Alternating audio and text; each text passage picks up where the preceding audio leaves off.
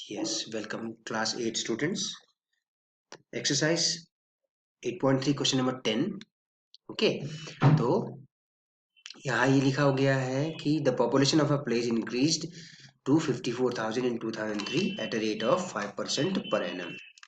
Okay, find the population in 2001 and what will be the population in 2005. ठीक है, अब आप देखिए if 2003 in the year 2003 the population is 54,000, then it will be taken as amount.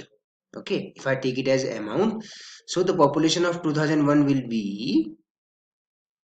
taken as principal amount, the initial population. तो उसको हम principal amount ले लेते हैं 2001 को, है ना। 2001 से 2003 तक 5% पर एनम के रेट से पॉपुलेशन इंक्रीज हुई है और वो पॉपुलेशन बन गई 54,000, राइट। तो n इज इक्वल टू क्या हो जाएगा 2001 से 2003 के बीच में, n इज इक्वल टू 2 हो जाएगा, है ना। It is given that population in the year 2003 is 54,000, तो I will say A is equal to, मैं क्या कहूंगा, A is equal to जो आपका फॉर्मूला है ना, A is equal to P into 1 plus R upon 100, है कि नहीं। तो पॉपुलेशन इन 2001 को हम P कहेंगे, ओके। और 2 साल के बाद यानी कि 2003 में वो हो जाती है 54,000, तो वो A की जगह हम लिख देंगे, A की जगह हम लिख देंगे 54,000, n की जगह हम 2 लिख देंगे, है ना। तो इसको सॉल्व कर लिया हमने, 54 पॉपुलेशन 2001। अब इसको सॉल्व किया तो 1 प्लस 5 अपॉन 100 आया, है ना। तो 5 1 जा 5, 5 इंटू 20, 1 प्लस 1 अपॉन 20, तो 21 अपॉन 20 आया, है ना। तो ये ऐसा आ गया, है ना, ये ऐसा आ गया। देखिए मैं इसको लिख देता हूँ यहाँ, कैसा आया, ये ऐसा आ गया बच्चों कि 54,000, है ना, 54,000 इज इक्वल टू, ये आया population in 2001 p into, solve करके ऐसा आया ना, देखिए 1 प्लस 1 अपॉन 20 आएगा यहाँ, है ना। 1 प्लस 1 अपॉन 20 एलसीएम लेके आया, सॉल्व करके 21 अपॉन 20 आया, है ना। 21 upon 20 upon 20 upon into 21 upon 20, क्योंकि टू द पावर 2 है ना। तो 21 to the power 21 upon 20 to the power 2 है ना, टू द पावर 2 है ना। तो इसको सॉल्व किया तो p इज इक्वल टू 20 यहाँ मल्टीप्लाई में आ गया, दोनों 20 और 21 डिवाइड में चले गए, तो ये population 2001 54,000 into 20 into 20 upon 21 into 21 ऐसा करके आया। तो आपका पॉपुलेशन आ गया 48,979.59। तो भैया पॉपुलेशन तो डेसिमल में नहीं होती है, तो अप्रोक्सीमेटली आप इसको कह देंगे 48,980। ओके, ये तो पहला पार्ट था। सेकंड पार्ट में देखिए, सेकंड पार्ट में बोलता है कि what would be the population in 2005। तो इस क्वेश्चन को करने के दो तरीके हैं। हम ये कह लेते हैं कि 2003 की जो पॉपुलेशन है, 2003 की जो पॉपुलेशन है, ये 2003 की जो पॉपुलेशन है उसको अगर हम P कह दें, प्रिंसिपल अमाउंट कह दें, तो 2005 की पॉपुलेशन हो जाएगी A, और n इज इक्वल टू क्या हो जाएगा 2003 से 2005 के बीच में, n इज इक्वल टू 2 हो जाएगा। ठीक है ना बच्चों, एक तरीका ये है। दूसरा तरीका क्या है, दूसरा तरीका हम क्या करें कि 2001 की पॉपुलेशन को हम अगर P कह दें और 2005 की पॉपुलेशन को हमने A कहा, तो n इज इक्वल टू 4 हो जाएगा इस केस में, है कि नहीं। तो ये चीज का है, आपको ध्यान रखना है। तो अब हम देखते हैं इसको सॉल्व कैसे करें। तो पॉपुलेशन 2005 को मैंने A मान लिया और 54,000 जो 2003 की पॉपुलेशन थी उसको इस बार मैंने प्रिंसिपल अमाउंट मान लिया, ओके, इनिशियल अमाउंट। तो सॉल्व किया 54,000, A is equal to P आपका जो है 2003 की पॉपुलेशन जो है, population of 2003 is taken as P here, so that population of 2005 will be A, okay. तो ये कहने का मतलब है 2003 से 2005 के बीच में n इज इक्वल टू 2 हो जाता है, 2 साल हो जाते हैं। सॉल्व किया तो 59,535 आया, ओके। इस तरह से है ये। क्वेश्चन नंबर 11 बचा है और 12 बचा है, ओके। क्वेश्चन नंबर 12 तो डेप्रिसिएशन से रिलेटेड है, ओके। अब हम बात करते हैं क्वेश्चन नंबर 11 की। क्वेश्चन नंबर 11 देखो बच्चों, in a laboratory the count of bacteria in a certain experiment was increasing at the rate of 2.5% per hour। प्रत्येक घंटे में 2.5% बढ़ रहा है। Find the bacteria at the end of 2 hours if the count was initially 5,06,000। देखिए यहाँ पे compound interest का ही फॉर्मूला क्यों लगता है, क्योंकि बैक्टीरिया जो है बहुत तेजी से बढ़ता है ना।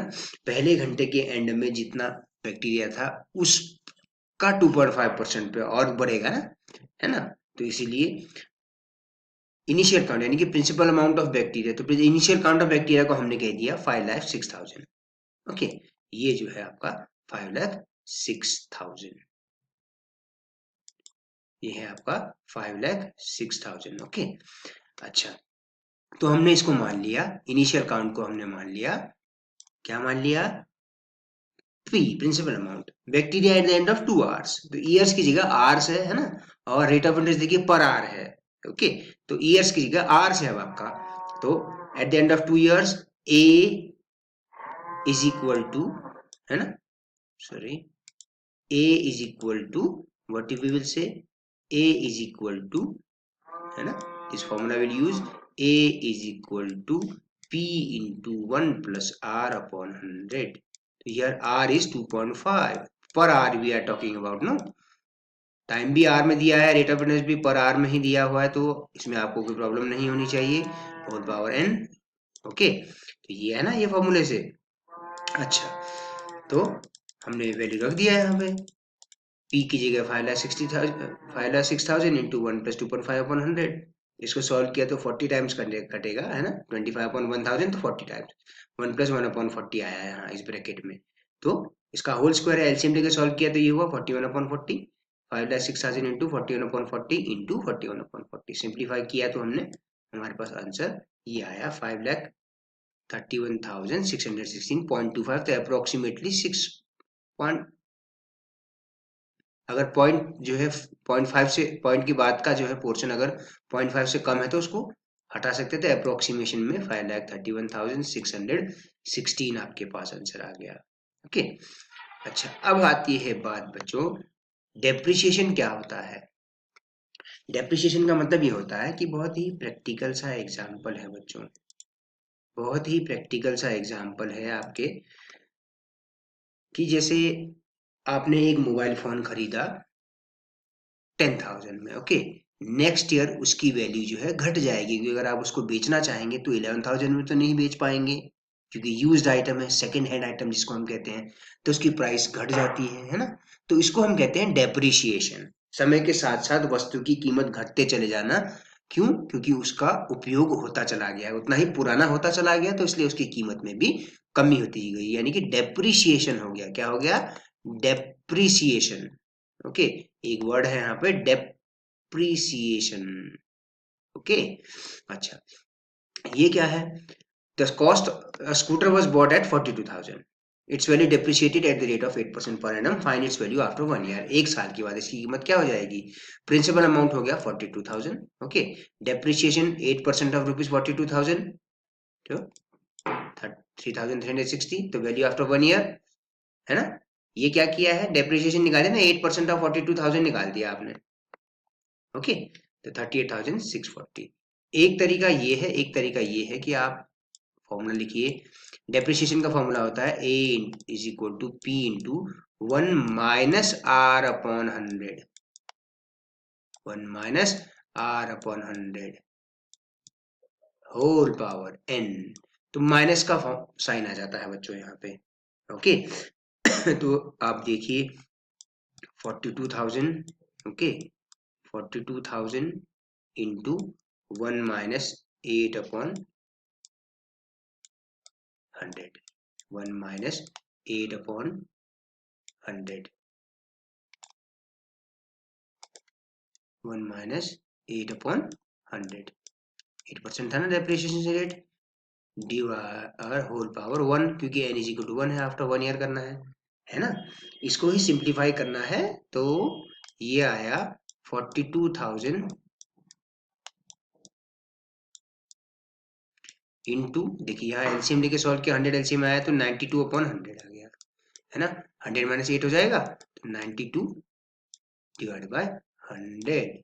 इसको सिंप्लीफाई करिए आप, तो ये 2 जीरो कैंसिल हो जाएंगे, ये 2 जीरो से, तो 420 इंटू 92 420 इंटू 92, तो ये आ जाएगा 38640, 38640। तो हमने दो चीजें सीखी इस क्वेश्चन को करने का, दो तरीके सीखे हमने, इतना रुपीज आ गया है ना। ओके, तो दो तरीके हमने सीखे इस क्वेश्चन को करने के बच्चों। या आप तो क्या कर लीजिए, डेप्रिसिएशन निकाल लीजिए, एक साल में कितना घटेगा 42,000 का 8%, है ना, पी आर टी अपॉन 100, है कि नहीं, सिंपल, वो घटेगा जो amount P R T upon 100 वाला, या फिर आप ये करिए पी इंटू 1 - r/100 करके। ओके, ये है बच्चों।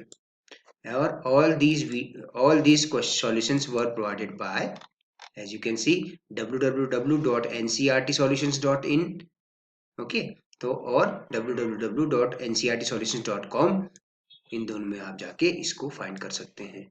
Thank you so much, and आप ऐसे ही इस पूरे चैप्टर को रिवाइज करिए। ओके, ये बहुत ही इंपॉर्टेंट चैप्टर है। नेक्स्ट चैप्टर बच्चों हम स्टार्ट करेंगे मोस्ट प्रोबेबली मेंसुरेशन। ओके।